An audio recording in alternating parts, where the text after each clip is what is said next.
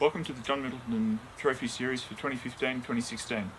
This briefing concerns the Saturday competition. There'll be a few things that we're trying there, but it won't relate to the weeknight competitions. We have two notes about the season. One, a new scoring system that we're going to try, at least for term 4, and overlap calls made by the umpires out on the water. During the abandon day at the state titles, we discussed the use of a modified version of the Swiss League system for scoring on the Saturday competition. I know that some of our sailors have gone to the Nationals and used the Swiss League system there. What we're going to be doing is slightly different.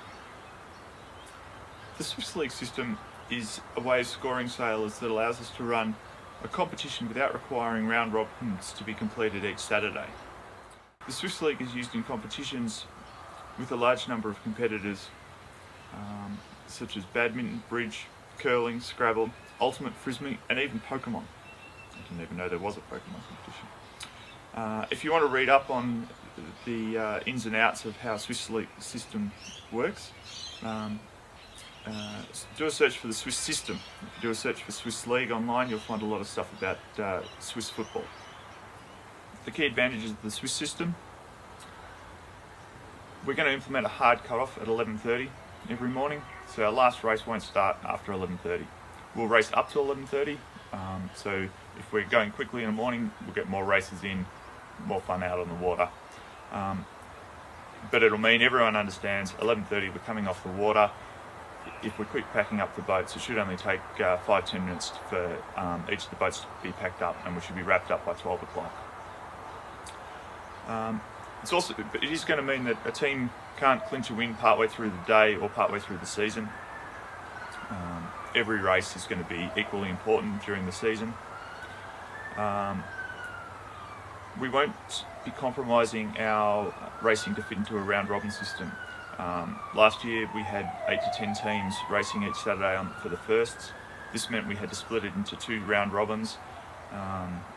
It could be compromised by how we split the 2 rounds, and when we had to run a final at the end. Now we can just keep running the races, and if teams haven't raced each other, that's not a problem.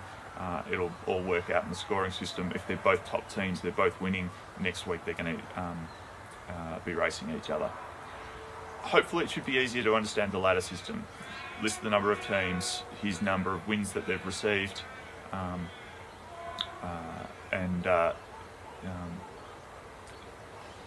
it's pretty simple to work out. If you want to see the nitty-gritty details, check out the notice of race. It's on the school team sailing website. Secondly, this season, our umpiring team will be trying something different as well, with an aim to reduce the damage that happens out on the water. The umpires will be attempting to, and I'm not promising that they're going to do it all the time, but they're going to be attempting to let you know when there's an overlap or no overlap between boats. Hopefully this will give the competitors a clear idea of what the situation is in the umpire's eyes, so that they don't try to push an overlap when they don't have one, or go into a mark, if the umpire says no overlap, then it's clear to both competitors the boat that's behind can't squeeze in between the mark. In lighter breeze, umpires will typically make this call verbally.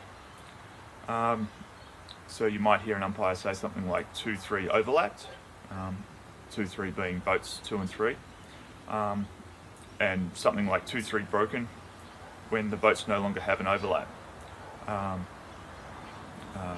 You might also hear something like clear in the zone as the boats enter the zone, or boat 2 clear in the zone. We'll be working out the exact calls. Umpires might do it differently, but hopefully it'll be clear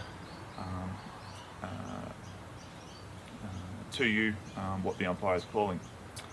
In heavier breeze, typically out on some of the bay clubs especially, or if the umpire's further away, the umpires will hold their hand up vertically to signal that there is an overlap, and hold their hands out horizontally to indicate no overlap. Typically the boats that an umpire will be doing that for will be the two that are directly to the side of them.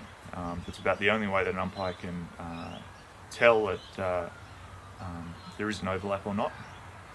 So if you look out to the side and you see the umpire directly to the side of you, they'll be the one calling your overlap. No call from the umpire might be the umpire can't see, hasn't been able to see, looking at something else. And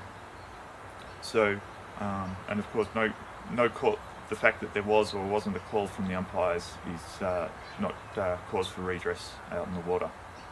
So, as I said, hopefully the aim of this is to reduce damage, make it clearer to the competitors. When you're going in, if you hear from an umpire, 2 boat length zone, no overlap, 3, you're behind, you know that you can't go and try to jam it in. You thought you might just have had an overlap. No point screaming about it that you've got an overlap. If you hear the umpire say that there's no overlap, that's the way he's going to make that call. If you do go in there, you're going to be penalised. And if there's damage to boats, you can ask your teachers about the bonds that they have to pay. Well, not they personally, but the schools have to pay. That get taken, money gets taken out of when there's damage to boats. So no one wants damage to boats, and hopefully this will just reduce that chance a little bit.